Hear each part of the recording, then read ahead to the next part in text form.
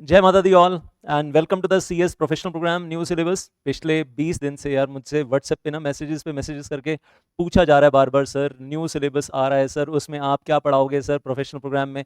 बार बार सवाल पूछा जा रहा है। तो आपके सामने अभी स्क्रीन पे कुछ दिख रहा है, आपको नजर आ रहा है? Corporate restructuring new syllabus, insolvency bankruptcy code.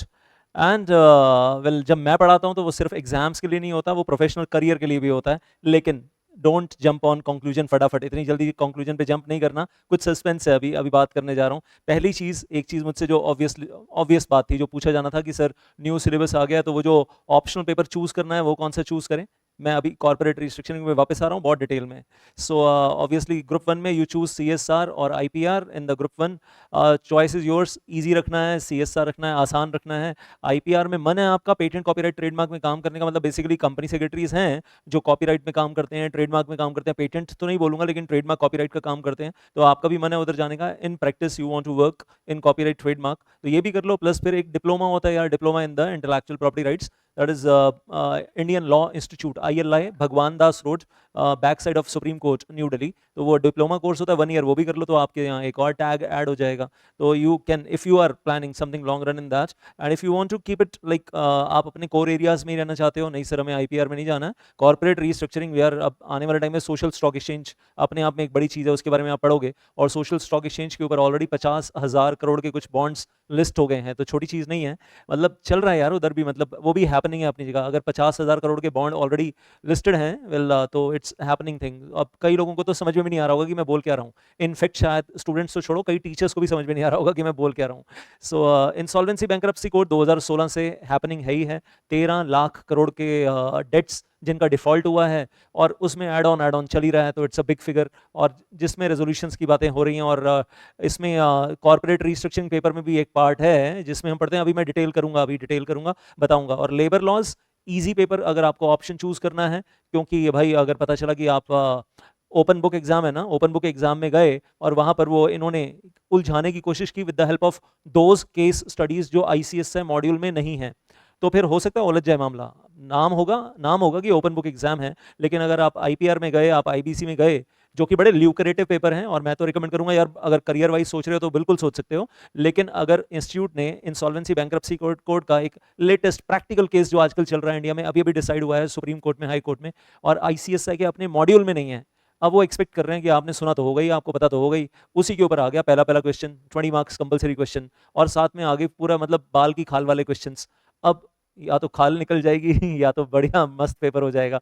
In labour laws आल से अगर आपको सिंपल रखना है लाइफ को, if you want to keep the life simple, तो इजी पेपर है यार, इट्स इजी पेपर। फैसला आपको लेना है, चॉइस इज योर्स। मैं आपको कुछ भी ये या वो फाइनल आंसर नहीं दूंगा, और आपको ही चूज करना है। और एक चीज जरूर बोलूंगा, सेल्फ स्टडी कर लेना। फोरेंसिक ऑडिट का पेपर है, आर्बिट्रेशन का पेपर है, सेल्फ स्टडी जरूर कर लेना, एग्जाम के लिए नहीं लेकिन अपने लिए। और CS क्वालिफाई होने के बाद, डिग्री मिलने के बाद, पोस्ट मेंबरशिप कोर्स होगा in forensic audit, in arbitration. ICS से करवाता है, ICS से आपने खुद की आर्बिट्रेशन सेल बनाने जा रहा है, प्रोफेशनल लाइफ में काम आएगी ये नॉलेज। तो कुछ चीज़ें वैसे भी पढ़नी चाहिए, which is not for giving exam, just for gaining the knowledge. और आगे वो फिर से काम आ जाएगा जब आप PMQ कोर्स करने का प्लान करोगे डिग्री मिलने के बाद। तो फोरेंसिक ऑडिट के ऊपर PMQ कोर्स होता है, आर्बिट्रेशन के ऊपर PMQ कोर्स होता है, और भी होते हैं, वैल्यूएशन के ऊपर होता है, इंसॉल्वेंसी बैंक्रप्सी कोड के ऊपर होता है। तो ये एक एडिशनल एडवाइस है, बाकी मानना ना मानना वो आपकी मर्जी है। मेरा काम है आपको सही रास्ता बताना कि जिंदगी में आगे क्या चीज़ें काम आएंगी। कईयों को पता ही नहीं होता ना कि PM की कोर्स के लिए हम पहले से कुछ तैयारी करके चलें। सीधा करने का मन नहीं करेगा वहां पर डिग्री मिलने के बाद ना पढ़ाई करने का, लेकिन पहले से पढ़ रखा होगा ना, तो आप PMQ कोर्स करने का भी मन करेगा। अब मैं वापस आता हूँ, वेल कमिंग बैक, जिसका आप बड़ी देर से बेसब्री से इंतजार कर रहे हो, corporate restructuring new syllabus. And I tell you one thing, शायद इंडिया में जब CR का पेपर ICSI के मॉड्यूल में आया था, सबसे पहला मैं ही टीचर था जिसने पढ़ाना शुरू किया था, और जो अभी 2023 तक भी पढ़ा रहा है, या जिसने मतलब ऑलरेडी वो वीडियो लेक्चर्स वन वे और अदर वे, ऑफलाइन या ऑनलाइन दिए हैं, और पहले फेस टू फेस भी था। तो जब CR का पेपर पैदा हुआ था, और तब से लेकर आज तक लॉन्गेस्ट लॉन्ग टर्म पढ़ाने वाला आपके सामने ही बैठा है। और मैं जो अपने एक्सपीरियंस से बताऊंगा वो कोई नहीं बताएगा, वो कोई भी नहीं बताएगा। कुछ नए टीचर्स आजकल सोच रहे हैं पढ़ाने की, वो कचरा करेंगे या सही पढ़ाएंगे मुझे नहीं पता, what is going to happen, but जो मैं बताने वाला हूँ अपने एक्सपीरियंस से, वेल जब से CR का पेपर पैदा हुआ है, जब से CR, क्योंकि जब मैंने CS किया था ना, तब CR का पेपर ही नहीं था। और जब मैं, well obviously when I became the teacher and when I became academician, when I got into academics, उसके बाद इमीडिएटली CR का पेपर आ गया। तो मतलब 2002 में मान लो, 2002 से लेकर 2023 तक 20-21 साल मैंने CR का पेपर पढ़ाया है भाई। और मुझे मालूम है इस पेपर से ज़िंदगी में क्या हो सकता है, क्या चमत्कार हो सकता है। और मैं हमेशा खुशी खुशी बोलता था कि सीए के सिलेबस में नहीं है, चार्टर्ड अकाउंटेंट्स के सिलेबस में नहीं है, कॉस्ट अकाउंटेंट के सिलेबस में नहीं है, एडवोकेट्स के सिलेबस में नहीं है, एलएलबी के सिलेबस में नहीं है। हमारे सिलेबस में एक इतना बढ़िया पेपर है, एक धांसू पेपर है, एक मतलब दमदार पेपर है जो किसी और के सिलेबस में नहीं है। चार्टर्ड अकाउंटेंट्स को नहीं आता, कॉस्ट अकाउंटेंट्स को नहीं आता, एडवोकेट्स को नहीं आता, जो हमें आता है। और हमारी जो नॉलेज है वो एक अलग ही मतलब कोर स्पेशलाइजेशन एरिया है हमारा। तो मतलब 20-21 साल जो मैंने इस पेपर को होल्ड किया है, दिल के बहुत करीब था हमेशा से, अभी भी मतलब जो इसके अंदर कॉन्सेप्ट्स हैं आज भी दिल के बहुत करीब हैं। और अब आपको जो समझाने जा रहा हूँ वो ध्यान से सुनना ज़रा। ओल्ड सिलेबस, न्यू सिलेबस, और मतलब ये आपके सामने ओल्ड सिलेबस का इंडेक्स है, इसमें न्यू सिलेबस ऐड करके बता रहा हूँ कि इंस्टीट्यूट ने क्या किया है, वो आपको बता रहा हूँ। सेबी टेकओवर कोड पूरा, सेबी टेकओवर कोड 2011 रेगुलेशन आग का दरिया है और डूब के जाना है। रेगुलेशंस को आपस में भी कनेक्ट करना है, कनेक्टिविटीज हैं। आईसीडीआर रेगुलेशंस के साथ भी कनेक्ट करना है, delisting of equity share regulations के साथ भी कनेक्ट करना है, इनसाइडर ट्रेडिंग रेगुलेशंस के साथ भी कनेक्ट करना है, कंपनीज एक्ट के बहुत सारे सेक्शंस के साथ भी कनेक्ट करना है। अगर आप सिर्फ टेक ओवर कोड पढ़ रहे हो और आप वो कनेक्टिविटीज नहीं पढ़ रहे हो तो आप सबसे बड़े बेवकूफ हो। और अगर आप इसको आईसीडीआर के साथ घुस के नहीं पढ़ रहे हो, आईसीडीआर रेगुलेशन में लिख भी देता हूं यहाँ पर, सेबी आईसीडीआर रेगुलेशन के साथ कनेक्ट करना है, सेबी से एलओडीआर रेगुलेशन के साथ कनेक्ट करना है, वो भी कंपलसरी है। उसके साथ कंपनीज एक्ट के बहुत सारे सेक्शंस के साथ तो कनेक्टिविटी है ही है। सेक्शन 186 के साथ कनेक्टिविटी है, आपको मालूम है ना 186 क्या होता है, बहुत सारे सेक्शन के साथ कनेक्टिविटी है कंपनीज एक्ट के अंदर। देन आई विल से जो मैंने बोला इनसाइडर ट्रेडिंग, डीलिस्टिंग तो इसका भाई है, उसके बिना तो इसकी सांसें नहीं आती हैं।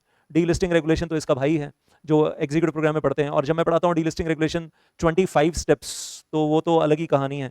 और डीलिस्टिंग के फ्लो चार्ट्स जो मेरे हैं, और आपको पता ही है वो क्या चीज़ है, जिन्होंने मुझसे सिक्योरिटी लॉ पढ़ रखा है, 28 स्टेप्स का वो जो वॉलंटरी डीलिस्टिंग का धांसू प्रोसीजर है, और उसके साथ वो जो उसकी कॉम्प्लेक्सिटीज़ हैं वो सब यहाँ पर यार कनेक्ट होती हैं, यहाँ पर कनेक्ट होती हैं। जब यहाँ रेगुलेशन 5 में पढ़ोगे ना, अगर आपने ये नहीं पढ़ा ना तो इसके अंदर डूब नहीं पाओगे। डूबने के लिए आपको और ज़िंदगी बनाने के लिए डूबना तो पड़ेगा, अगर नहीं तो ऊपर ऊपर रह जाओगे, हल्के हल्के रह जाओगे, तो फिर हल्के हल्के में रह जाओगे, बाद में डिग्री मिलने के बाद भी 30-35 हज़ार के ही रहोगे बस। और अगर डूब कर जाओगे तो फिर मेरे स्टूडेंट जहाँ जहाँ पहुंचे हुए हैं मैं बताऊंगा, अभी आपको दिखाऊंगा आपको लगेगा इतना पैसा कमा सकते हैं इसमें।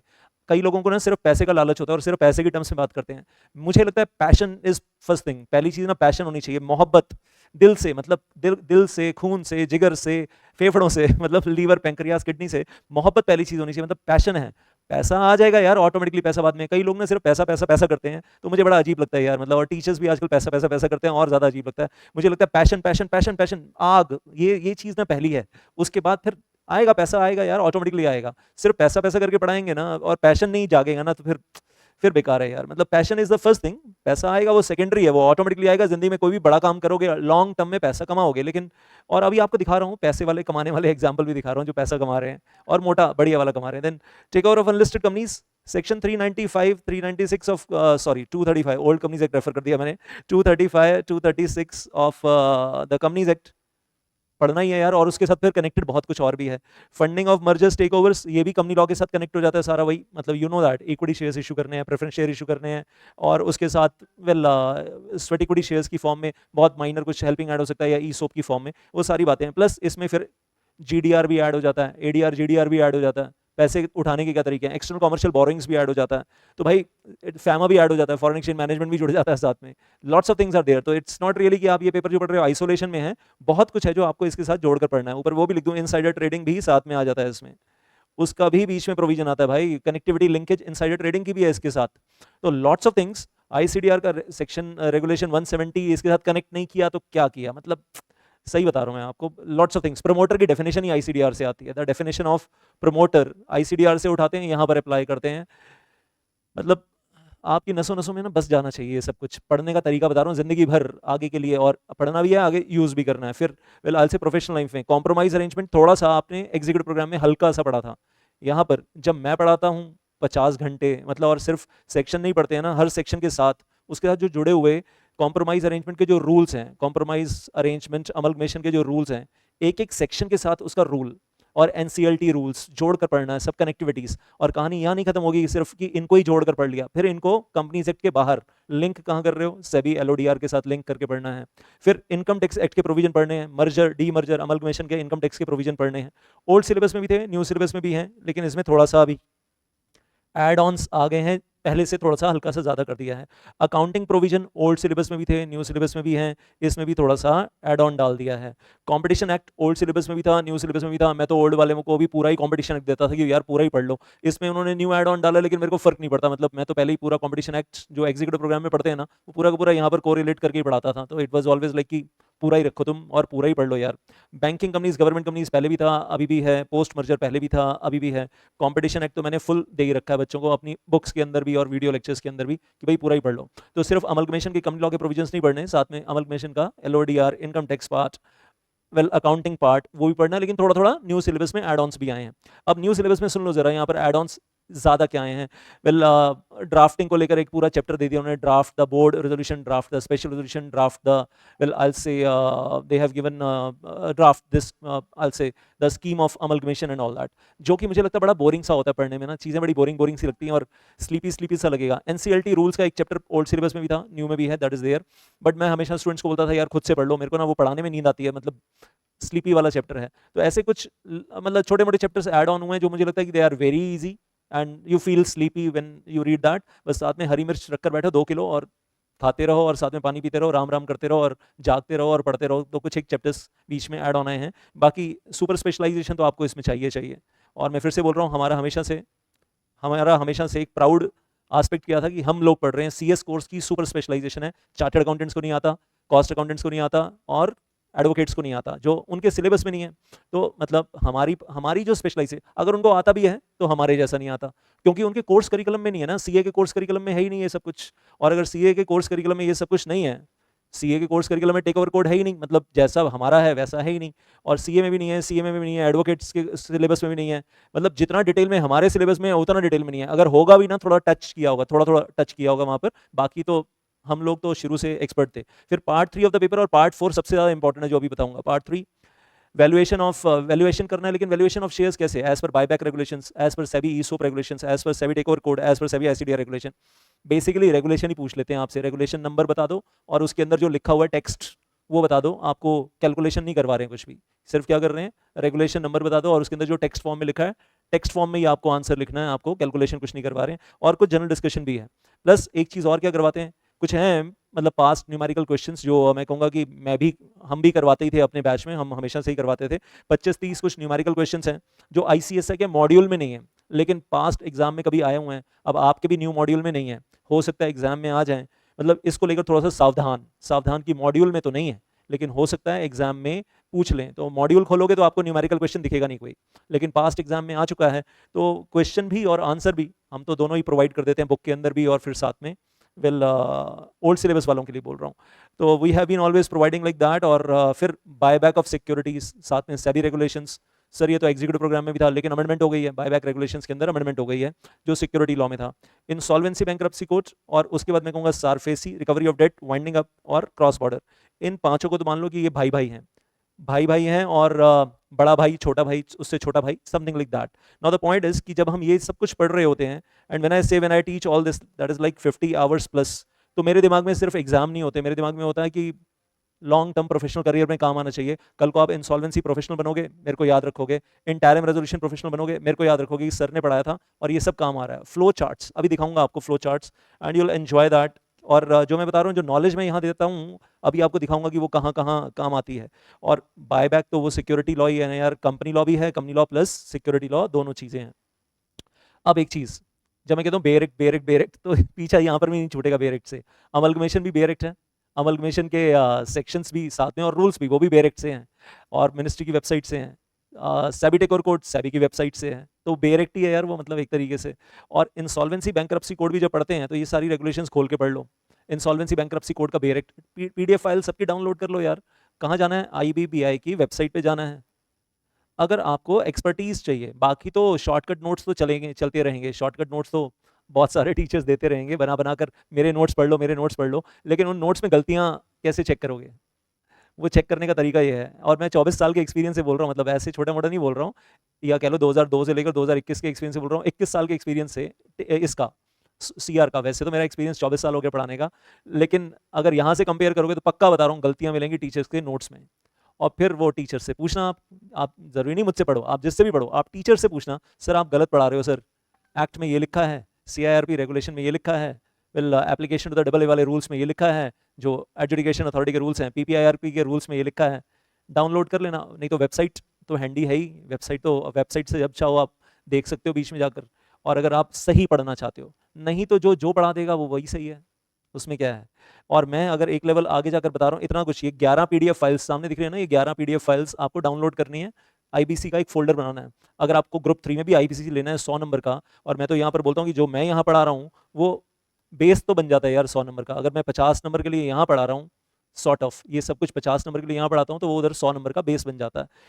सो वो ओल्ड सिलेबस में भी था, वो न्यू सिलेबस में भी है, IBC 100 नंबर का paper, well I will say that was there. अब अगर मैं बात कर रहा हूँ, न्यू सिलेबस वाले बड़े देर से इंतजार कर रहे हैं, लेकिन आपको बताऊं ये सारे वीडियो लेक्चर्स जो मेरे हैं ओल्ड सिलेबस के हिसाब से रिकॉर्डेड हैं, add on chapters, add on topics उसमें नहीं है।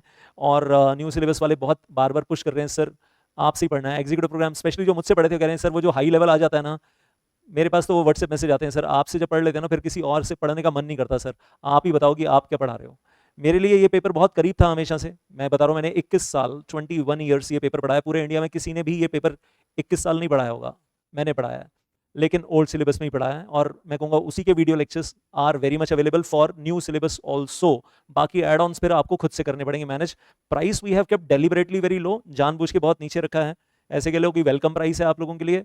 और कुछ स्टूडेंट्स के मतलब वो फील हो सकता है सर ये 4-5 चैप्टर आपने नहीं करवाए, तो भाई वो 4-5 चैप्टर अगर खुद से कर सकते हो, ये नॉलेज ना जिंदगी भर काम आएगी। ये जो मैं बता रहा हूँ ये नॉलेज, ये अगले 35 साल के लिए नॉलेज है, अगले 40 साल के लिए है। तो मैं सिर्फ एग्जाम के लिए नहीं पढ़ाता, ये सबको मालूम है। मेरे से जिन्होंने कंपनी लॉ पढ़ा है, मुझसे जिन्होंने सिक्योरिटी लॉ पढ़ा है, उनको मालूम है कि सर एग्जाम के लिए नहीं पढ़ाते, बाल की खाल, खाल की भी खाल और फिर खाल की भी खाल, तो वो चीज़ हम यहाँ पर भी करते हैं। तो अगर आपको वो मेरे वाले स्टाइल से पढ़ना है ना, दीपक गिलानी वाला स्टाइल, बेरेक्ट वाला स्टाइल, बाल की खाल, खाल की भी खाल और फिर उस खाल की भी खाल, और फिर कनेक्टिविटीज, और सिर्फ विद इन द लॉ नहीं, विद द डिफरेंट लॉज, बेरेक्ट वाली नॉलेज, बेरेक्ट वाले स्टाइल से अगर पढ़ना है तो फिर well I say you have the option, you have the option. मैं किसी को फोर्स नहीं कर रहा हूँ that you have to study with me, you have the entire world open in front of you, well and you have various teachers, various faculties, with all due respect आप किसी से भी पढ़ सकते हैं। और जहाँ तक मैं अपनी बात करूँ ये ज़रूर बोलूँगा जो नॉलेज मैं दे रहा हूँ वो अगले 35-40 साल काम आएगी, and 100% useful, will be useful for your new professional program if you want to take lectures with me. So well I say, और सिर्फ एक पेपर के लिए नहीं, दोनों पेपर्स के लिए, CR में भी काम आएगी, IBC में भी काम आएगी। और एक चीज़ आपको यहाँ पर अभी कुछ बताने जा रहा हूँ, 2 मिनट रुकिएगा, वेल 2 मिनट नहीं 5-10 मिनट और रुकिए, और आपको बहुत इंटरेस्टिंग चीज़ें कुछ बताने जा रहा हूँ ना। Rudra Kumar Pandey, well equity partner on the top level in Amarchand Mangaldas, India number 1 law firm.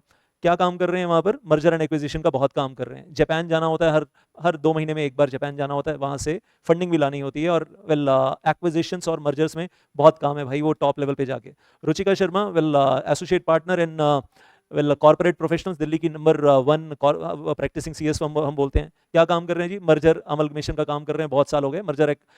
जो मर्जर एक्विजिशन डिपार्टमेंट है उसको संभाल रखा है, और साथ में IPO का भी काम देख रहे हैं, दैट इज देयर। और फोन आता है मेरे पास कि सर वो सेबी की वेबसाइट चेक करो, मेरे सिग्नेचर देखो वहाँ पर, Business Standard, Economic Times check करो, उसमें मेरे सिग्नेचर देखो डिटेल्ड पब्लिक स्टेटमेंट में। तो लगता है यार जो मैंने पढ़ाया ना वो सार्थक हो गया है, वो सफल हो गया है। Jitesh Goyal, working in merger and acquisition department in EY, Ernst and Young, one of the big 4 CA firms. Vishal Gupta, once again merger and acquisition department in corporate professionals with Ruchika Sharma. Then Rhythm Kapoor, I'll say vice president of 3 Dimensionals merchant banker, 3 Dimensions merger and acquisition, और बहुत कुछ insolvency bankruptcy court भी. Sharik Mohammed, main area insolvency bankruptcy court, SARFAESI, I'll say over there. And well जिंदगी अलग scale पे चल रही है, and that is asset reconstruction company, और he is vice president company secretary of an asset reconstruction company in India, जो India में बहुत कम है। सो ऐसा लगता है यार जो नॉलेज दे रहा हूँ ना वो टॉप लेवल तक जा रही है यार। और वेल एक छोटी सी चीज़ मैंने अभी बोली थी, अभी 2 मिनट रुकना, बहुत सारे इंपॉर्टेंट फ्लो चार्ट दिखाऊंगा आपको, बहुत सारे इंपॉर्टेंट फ्लो चार्ट दिखाऊंगा जो आपके जिंदगी भर काम आएंगे।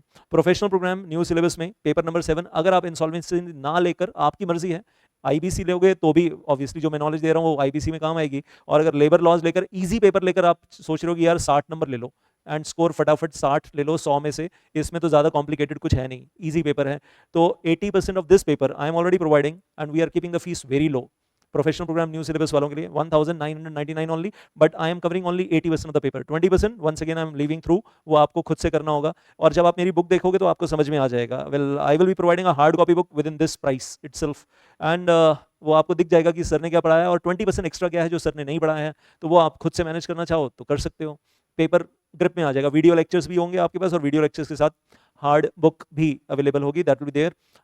लेक्चर्स के लिए कांटेक्ट करना है तो ये नंबर्स हैं, और मुझसे गाइडेंस चाहिए और ज़्यादा पूछना है तो आपके पास मेरा नंबर है। और पिछले दिनों में आपको दिखा रहा हूँ सिर्फ बताने के लिए, CR if you are thinking that well the price looks very low और कहीं नॉलेज तो गड़बड़ नहीं होगी, तो my student Ritika, she got all India rank 8 Anirban Day and he got 73 marks in CR, and I'll say Deepak, he got 64 in CR, Ankit Raj got 61, Priya got 61। तो मतलब, और मुझे लगता है ये जो 73 है अनिर्बेन का, तो मैं स्पेशली बोलना चाहूँगा, मैंने यूट्यूब पे बहुत देखा अभी अगस्त 2023 वाला रिजल्ट, तो पता चला कि 73 तो कहीं और मुझे दिखा नहीं पूरे यूट्यूब पे। But with all due respect I will once again say, अगर किसी और स्टूडेंट के आए हैं 73 या 74, 5, well I do respect that, but मैंने जो यूट्यूब पे देखा मुझे तो ऑल इंडिया हाईएस्ट अभी तक 73 दिखा है। ज़्यादा भी हो सकते हैं, 77 हो किसी के, 78 हो, बट मुझे नहीं मालूम, मुझे कोई नज़र नहीं आया ऐसा। तो I can be really happy कि जो नॉलेज मैं दे रहा हूँ वो एग्जाम में भी काम आ रही है, करियर में भी काम आ रही है, यूज़ भी हो रही है हर जगह। और वेल इंपॉर्टेंट चीज़ें जो आपको बता रहा हूँ, अब जो पॉइंट्स आपको बता रहा हूँ बड़े ध्यान से देखना। वेल जो CR में बहुत काम आएंगे आपके।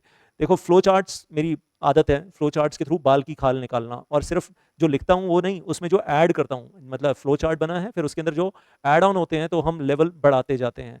खूबसूरत फ्लो चार्ट हैं। और फिर कनेक्टिविटीज़, एक रेगुलेशन को दूसरी रेगुलेशन से कैसे कनेक्ट करते हैं वो फ्लो चार्ट्स के थ्रू चलता है। और एक ही फ्लो चार्ट के अंदर अगर मैं कहूँ 10 रेगुलेशंस को जोड़कर एक सिंगल फ्लो चार्ट बनाया है सेबी टेकोर कोच। मेरे को ये फ्लो चार्ट बनाने में, मुझे ये फ्लो चार्ट बनाने में लगभग 3 दिन लगे थे। मतलब बना बनाया फ्लो चार्ट में बुक्स में देता हूँ अपनी, 3 दिन लगे थे। और फिर इसका एनालिसिस करवाने में मुझे 2 घंटे लगते हैं, लेकिन मुझे ये फ्लो चार्ट बनाने में 3 दिन लगे थे। रातों की मेहनत होती है यार, ऐसे फ्लो चार्ट्स ऐसे नहीं बनते हैं। फिर उसका, हाँ, मैंने वेल ऑब्वियसली कॉपीराइट करवा लिया। अगर आपको मेरी बुक्स के अलावा कहीं और दिखे मुझे ज़रूर बताना। कॉपीराइट तो मेरे नाम से रजिस्टर्ड है, copyright office of India, Deepak Israni का नाम रजिस्टर्ड है। These flow charts are copy written material of Deepak Israni. ये जितने भी आपको दिख रहे हैं, आपको कहीं और नजर आए मुझे ज़रूर बताना कि सर सो एंड सो ने आपका चार्ट कॉपी कर रखा है। And this is also once again well I say connectivities of various things. मतलब एक चीज़ को तोड़ना है तो उसके लिए भी फ्लो चार्ट है। मतलब एक कॉन्सेप्ट को तोड़ के उसकी 3 ब्रांचेस बनानी है तो भी फ्लो चार्ट है। और बहुत सारे कॉन्सेप्ट्स को जोड़कर एक जगह लाना है तो आपने देखा 10 रेगुलेशंस को जोड़कर एक फ्लो चार्ट बनाया है। ये ICDR से उठाकर ले आते हैं हम, ICDR से उठाकर टेक ओवर में ले आते हैं। ये सब टेक ओवर में काम आएगा। एंड टेक ओवर में ही बाल की खाल निकालते हैं, तो हम प्रैक्टिकल एग्जाम्पल्स बीच में डाल के अपनी तरफ से फिर हम इंटरप्रिटेशंस के लिए बाल की खाल भी निकालते हैं। और ये भी ICDR से आया है। तो भाई ICDR को कनेक्ट तो करके पढ़ना पड़ेगा। और अगर कोई टीचर कह रहा है मैं टेक ओवर कोड पढ़ा रहा हूँ लेकिन ICDR मेरे को नहीं आता, क्योंकि बीच में सिर्फ एक रेफरेंस आकर गया ICDR का। अगर वो टीचर आपको ये कह रहा है कि मैं टेक ओवर कोड पूरा पढ़ा रहा हूँ लेकिन मैं ICDR का लिंक नहीं बताऊंगा, वो अपने आप प्रिज्यूम्ड है कि तुम कर लेना, तो फिर जिंदगी में उसको यूज कैसे करोगे नॉलेज को? मतलब उस नॉलेज का इस्तेमाल कैसे करोगे उसको? क्योंकि ICDR के साथ लिंक भी तो आना चाहिए। तो मैं तो ये मतलब जनरली प्रिज्यूम करता हूँ कि बच्चे ऑलरेडी ICDR भूल गए होंगे, चलो मैं करवा रहा हूँ साथ में। और ICDR में भी ऐसी चीजें हैं जो ICDR के सिलेबस में ICSI ने रखी नहीं है, लेकिन यहाँ पर ICDR में रेफरेंस में आती हैं। ICDR का मॉड्यूल खोलोगे ICSI का, उसमें आपको ये चीजें मिलेंगी नहीं ICDR के चैप्टर में। और यहाँ पर कंपनी, मतलब आप टेक ओवर कोड पढ़ रहे हो तो ICDR की वो चीजें लिंक में आ रही हैं। तो फिर आप ये भी नहीं कह सकते ICDR में आपने पढ़ लिया होगा, अरे भाई ICDR के चैप्टर में ये था ही नहीं ये कॉन्सेप्ट। तो फिर टीचर को एक्स्ट्रा एक लेवल और ऊपर खुद जाना पड़ता है, ICDR खुद पढ़ना पड़ता है और फिर उसको टेक ओवर कोड के साथ लिंक भी करना पड़ता है। टेक ओवर कोड में एक लिंक बनाकर छोड़ दिया, आपने रट्टा मार लिया और समझा नहीं, तो फिर क्या फायदा? और फिर से बोल रहा हूँ, मतलब एक रेगुलेशन 3 है, उसको फिर बाल की खाल निकालकर रेगुलेशन 7 के साथ, रेगुलेशन 3 को रेगुलेशन 7 के साथ, उसके प्रोवाइजो के साथ रेगुलेशन 5A के साथ कनेक्ट करना। Regulation 3 plus regulation 7 plus regulation 5A, linkages are very. और फिर उसकी इंटरप्रिटेशन, सिर्फ लिंक नहीं करना, फिर उसके अंदर फर्दर पॉसिबिलिटीज सोचना, टाइम लगता है। और ऐसे खतरनाक एग्जाम्पल निकल आते हैं, ऐसे वाले खतरनाक एग्जाम्पल। कुछ रेगुलेशंस आपको सीधी मिलेंगी लेकिन उसमें हिडन कुछ होगा जो एकदम से नजर नहीं आएगा, और ये दिखता नहीं है, ये मैं दिखाता हूँ। ये वो हिडन पार्ट है कि रेगुलेशन 5 को रेगुलेशन 4, 5 और रेगुलेशन 13 को जब जोड़ देते हैं तो पीछे से क्या निकल कर आता है। तो ICSI के मॉड्यूल में भी ये वाले चार्ट्स नहीं मिलेंगे आपको कहीं नहीं। ICSI के मॉड्यूल में ना ओल्ड सिलेबस में थे ना न्यू सिलेबस में है। कनेक्टिविटीज, ज्वाइंट इंटरप्रिटेशंस उठा उठाकर डेफिनेशन में जो दिया हुआ है, रेगुलेशन 28 में जो दिया हुआ है, कैसे इंटरप्रेट करना है, सभी ICDR रेगुलेशन से कुछ उठाकर लाना है। ये थोड़े बहुत एग्जांपल दिखा रहा हूँ, आधा अधूरा काम चल रहा है लेकिन मतलब आपको समझ में आ रहा है ना। Regulation 170 sub regulation 3 of ICDR उठाकर लाते हैं, we attach with the SEBI take over code. Linkages के बिना नहीं चलेगा। एक लेवल और ऊपर देखो, real life example. Well take over हो रहा है, इंडिया की नंबर 3 सीमेंट कंपनी ने इंडिया की नंबर 1 सीमेंट कंपनी का टेक ओवर किया। छोटी कंपनी ने अपने से बड़ी कंपनी का टेक ओवर किया। एक न्यूज़पेपर कटिंग आपको यहाँ दिखा रहा हूँ, लेकिन ऐसी 20-25 न्यूज़पेपर कटिंग्स मिलाकर ना कहानी बनती है कि सेबी टेक ओवर कोड के साथ इसको कोरिलेट करके पढ़ो। 2200 करोड़ रुपए की डील हो रही है, आपको पता होना चाहिए कि स्टेप बाय स्टेप क्या हुआ था। तो यहाँ तो ये फाइनल कंक्लूजन हुआ है, ये जो आपको दिख रहा है फाइनल, ये सिर्फ क्या है, फाइनल कंक्लूजन। लेकिन इसमें स्टेप बाय स्टेप क्या हुआ था, कुमार मंगलम बिरला, राजश्री बिरला यहाँ तक कैसे पहुंचे, ये सीखेंगे ना तो प्रैक्टिकल लाइफ में यूज कर पाएंगे। विजय माल्या के जब अच्छे दिन थे तो शॉ वेल्स का टेक ओवर किया था, 847 करोड़ खर्च किया था। Number 1 liquor manufacturing company of India did the take over of number 2 liquor manufacturing company of India. Step by step वो कैसे हुआ था। और ये फिर से कहूंगा, ये एक न्यूज़पेपर कटिंग है जिसमें आप एंड रिजल्ट देख रहे हो। इससे पहले 25 न्यूज़पेपर कटिंग्स हो रहे हैं कि स्टेप बाय स्टेप कैसे हुआ था। देन वेल जब लड़ाई हुई थी बॉम्बे डाइंग को टेक ओवर करने की, और वेल बजोरिया ने अटैक किया था वाडियाज के ऊपर बॉम्बे डाइंग, तो बीच में रतन टाटा ने और केशव महिंद्रा ने क्या रोल प्ले किया था, और फिर उसका एंड रिजल्ट क्या हुआ था। ये कहानी की शुरुआत है, अंत क्या हुआ वो यहाँ नहीं है। ऐसे ही दिल्ली के डालमिया ने जब बॉम्बे की कंपनी जेस्को के ऊपर अटैक किया तो उस वक्त फैक्ट्स क्या थे, अटैक क्या हुआ, उसका फाइनल रिजल्ट क्या हुआ, स्टेप बाय स्टेप। और बीच में जब लड़ाइयाँ लड़ी गई तो वो जो बॉम्बे की कंपनी है उनमें जो सेठ फैमिली है उन्होंने अपनी कंपनी को बचाने के लिए डिफेंस स्ट्रैटेजीज में 3-4 स्ट्रैटेजीज कौन कौन सी लगाई। मतलब जो आप बुक्स में पढ़ोगे डिफेंस स्ट्रैटेजीज, वो स्ट्रैटेजीज यहाँ दिखेंगी आपको सामने, और प्रैक्टिकली कौन कौन सी स्ट्रैटेजीज लगाई गई, और वो स्टेप बाय स्टेप पूरा नजर आएगा। तो मतलब बात यह है कि सिर्फ आपको बुक्स नहीं पढ़नी है, उनको ना अब प्रोफेशनल लेवल पे हो, आप रिसर्च करनी है। रिसर्च की हम जब कंपनी सेक्रेटरी होंगे तो हमारे सामने ये चीजें होंगी, हम हैंडल कैसे कर पाएंगे, what will the various things we will be handling, we should no.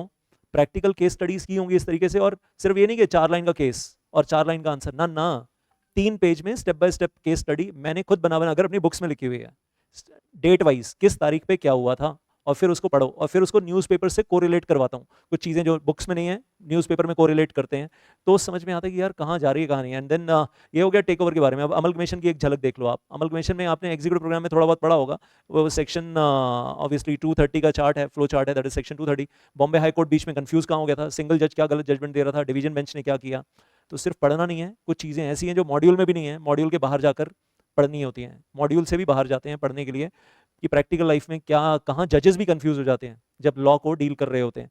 और उसके अलावा वेल आई से सेक्शन 232 का, वेल ये तो सिर्फ आगाज है, आगे तो लंबी कहानी चलती है सेक्शन 232 की, जब हम बात करते हैं अमलगमेशन और रिकंस्ट्रक्शन की, और उसमें फॉर्म्स का क्या क्या पर्पज है, और 230 और 232 की लिंकेज खतरनाक है यार, वो मतलब सबको समझ में भी नहीं आती और सब लोग समझ पाते भी नहीं है।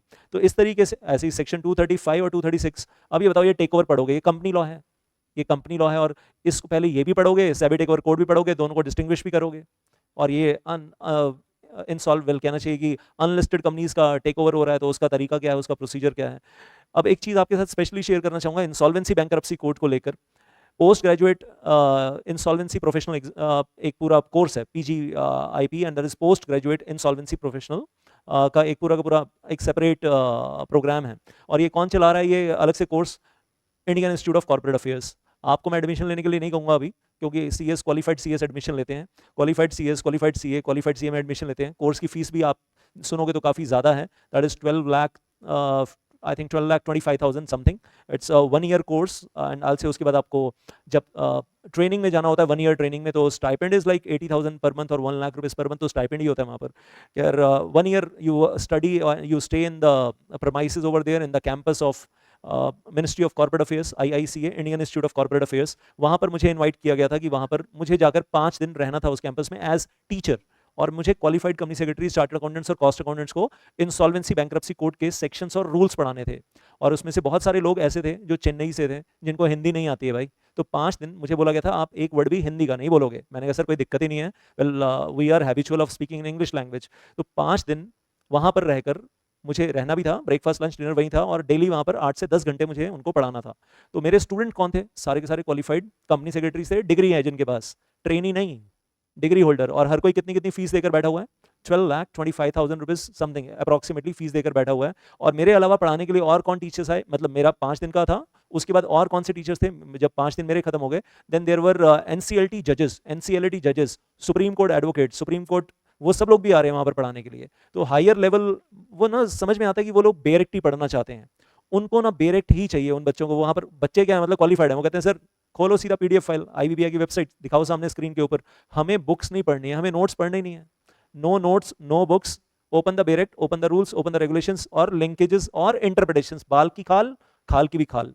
तो अलग ही स्केल चल रहा होता है। और उन लोगों को भी मैंने अपने चार्ट्स, यही वाले हैंडमेड चार्ट्स या इस तरीके के चार्ट्स दिखाए, तो दे वर वेरी हैप्पी कि सर, और साथ में फिर वही प्रैक्टिकल केस स्टडीज, जो उस वक्त चल रही थी वो practical case studies Piramal group ने DHFL का टेक ओवर किया, and then I will say Nirmala Sitharaman क्या कर रही हैं सेबी टेक ओवर कोड को लेकर, वो क्या आगे फर्दर गवर्नमेंट ऑफ इंडिया क्या स्टेप्स ले रही है, मिनिस्ट्री ऑफ फाइनेंस क्या स्टेप्स ले रही है, वो सारी बातें चल रही हैं। साथ में SBI कैप ने स्वामी फंड जो बनाया, वो स्वामी फंड क्या कर रहा है, वो सारी बातें हो रही है, और SBI उसका फंड मैनेजर है स्वामी फंड का। तो सिर्फ किताबें नहीं, किताबों से बाहर निकलना है और प्रैक्टिकल लाइफ से कोरिलेट करके पढ़ना है, तो मैं कहूँगा तो मज़ा है। और मतलब बेरेक्ट भी पढ़ना है, सेक्शंस को तोड़कर भी पढ़ना है, सेक्शंस को जोड़कर भी पढ़ना है। सेक्शन 6, 7, 8, 9, 10, 11 ये भी पढ़ा जा रहा है, सेक्शन 7, 8, 9, 10, 11 ये भी पढ़ा जा रहा है, साथ में रूल्स को भी जोड़ा जा रहा है, साथ में सेक्शन 29A, 29 और 30 को भी जोड़ा जा रहा है। मतलब एक फ्लो चार्ट के अंदर आपको 8 सेक्शंस नजर आ रहे हैं और साथ में रूल्स का लिंक नजर आ रहा है।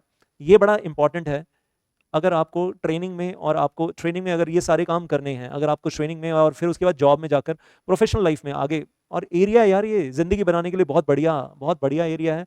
अगर आपको ये काम करना है तो ये सारे लिंकेजेस चाहिए, और फिर लिंकेजेस सिर्फ IBC में खत्म नहीं होंगे ना। IBC का लिंक सारफेसी के साथ, IBC का link with the other labour laws also, मतलब वो भी आता है बीच में। तो सेक्शन 7, 10 और फिर वो कहानी आगे बढ़ती चली जाती है। अच्छा, एक चीज़ और यहाँ पर भी देखने के लिए मिलती है, जैसे हम कंपनीज एक्ट में बोलते हैं ना दैट अगर सेक्शन और रूल्स में कोई कॉन्ट्रडिक्शन हो, section shall prevail over the rule and rule is subordinate to the section. IBC में भी ये प्रॉब्लम देखने के लिए मिलेगी, रूल जो है it is contradictory with the section. तो ये बहस होती है वहां पर भी कि भाई रूल सेक्शन के ऊपर प्रिवेल करेगा या सेक्शन रूल के ऊपर प्रिवेल करेगा, सही इंटरप्रिटेशन क्या है। बाल की खाल यहाँ पर भी निकलेगी, और मैंने पूरा नहीं दिया है यहाँ पर, लेकिन यहाँ पर वो टसल होती है, यहाँ पर वो टसल होती है। जैसे हम कंपनीज एक्ट में भिड़ जाते हैं ना और अंदर घुस जाते हैं, behind the words, behind the lines, in between the lines, वो चीज़ यहाँ पर भी है एट द सेम टाइम। और फ्लो चार्ट्स एक कहानी कहते हैं और एक कहानी को तोड़ तोड़कर अलग अलग ब्रांचेस में समझाते हैं, लेकिन आई से मज़ेदार है यार, मज़ेदार। और यहाँ पर सब कुछ नहीं दिखा सकता, ये तो सच है कि सब कुछ नहीं दिखा सकता। बाकी if you are still interested, I say, मैंने आपको पहले भी बताया, my video lectures belong to old syllabus. If you are interested in taking these video lectures, तो मैंने आपको फ़ोन नंबर अभी स्क्रीन पे दिखाया, अब आपको दोबारा दिखा देता हूँ। If you are interested, well then you can obtain that, but they are recorded for old syllabus and they are 100% valid for your syllabus also in the new syllabus, CR paper also, IBC also। और मैं तो support में हमेशा साथ में रहूंगा WhatsApp के ऊपर, I'll be always there in support system with you people if you are getting connected with me। और आपको मेरे वाले स्टाइल वाली नॉलेज चाहिए, बेरेक्ट वाली विद फ्लो चार्ट्स, तो this is available, this is here। बाकी as I said, if you are willing to take with some other teacher, you are having that option open। लेकिन भाई बस एक चीज़ बोलूँगा, याद रखना, रियल लाइफ केसेस भी साथ में ज़रूर करते रहना। तो बस यही एडवाइस थी मेरी तरफ से। आपको और कुछ पूछना है मुझसे, इस वीडियो के नीचे लिंक में पूछिएगा, और नहीं तो मेरा फ़ोन नंबर मैंने आपको बताया 8448804439। वॉइस मैसेजेस डालिएगा, I will give the answer on the voice messages, whether it's your career guidance और कोई गाइडेंस भी अगर आपको लेनी है, most welcome. Thank you so much. जय माता दी।